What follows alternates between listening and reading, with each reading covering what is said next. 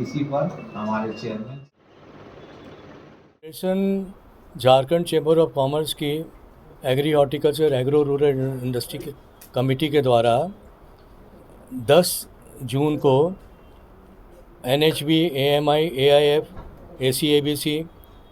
PMFME central government की जो योजनाएं हैं कृषि वाणिज्यिक खेती के लिए,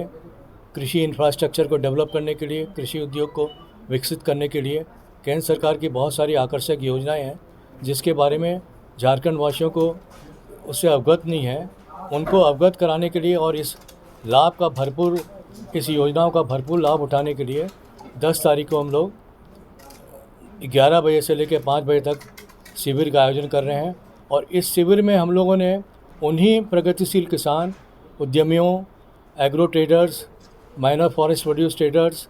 agro industrialist, agro input traders, animal feed traders उनको इनवाइट किया है जो कि इन योजनाओं से लाभ उठाना चाहते हैं। इस योजना के अंतर्गत झारखंड के अंदर में आज कृषि विकास की, वाणिज्यिक खेती के लिए, कॉमर्शियल फार्मिंग का, एग्री इंफ्रास्ट्रक्चर का, एग्रो इंडस्ट्री की असीम संभावनाएं हैं और इसको विकसित करके हम लोग राज्य को खुशहाल बना सकते हैं, यहाँ के पलायन को रोक सकते हैं और संपूर्ण राज्य को गरीबी रेखा से हम ऊपर उठा सकते हैं। इसी के लिए मैं आनंद कोठारी और हमारे चैम्बर के अध्यक्ष श्री कृषि मंत्री ने हम लोगों ने ये बीड़ा उठाया है कि झारखंड राज्य के अंदर में कृषि उद्योग का जाल बिछाना है, हाईटेक फार्मिंग का जाल बिछाना है,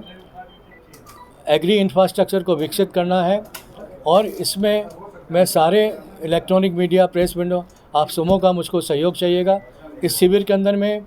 जितने भी सेंट्रल गवर्नमेंट स्कीम्स के जो हेड हैं वो सारे लोग उपस्थित रहेंगे, सीनियर बैंक के पदाधिकारी उपस्थित रहेंगे, director industries government of Jharkhand के पदाधिकारी लोग उपस्थित रहेंगे। और ये जितनी भी केंद्र सरकार की ये जो योजनाएँ हैं, जो नेशनल हॉर्टिकल्चर बोर्ड है, एग्रीकल्चर मार्केटिंग इंफ्रास्ट्रक्चर है,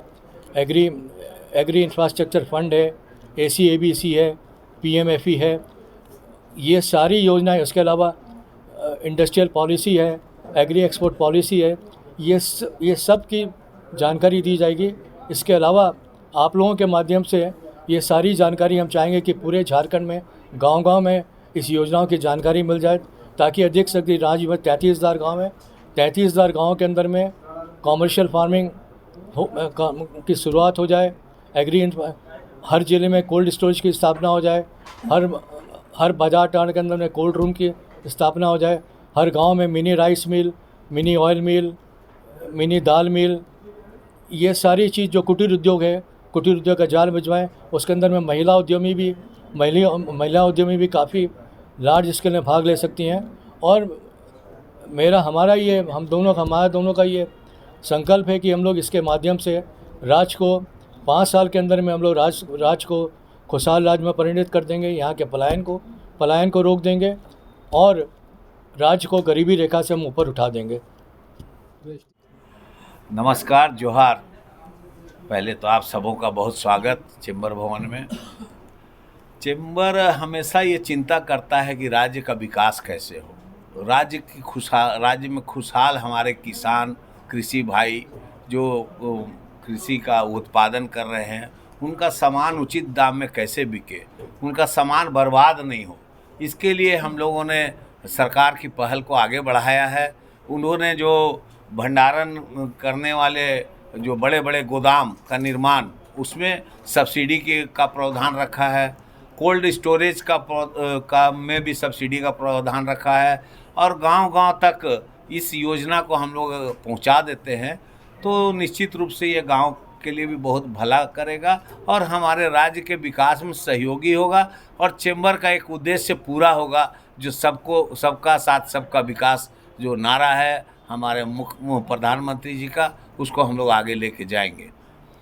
ज़मीन की जहाँ तक समस्या है वो हमारे यहाँ ज्वलंत मुद्दा यही है। अभी हम लोगों ने लैंड बैंक की मांग की है सरकार से कि लैंड बैंक बनाएं, जो गैर बजरवा ज़मीन है उस पर कुछ विचार करें कैसे किस चीज़ को फ्री किया जा सकता है।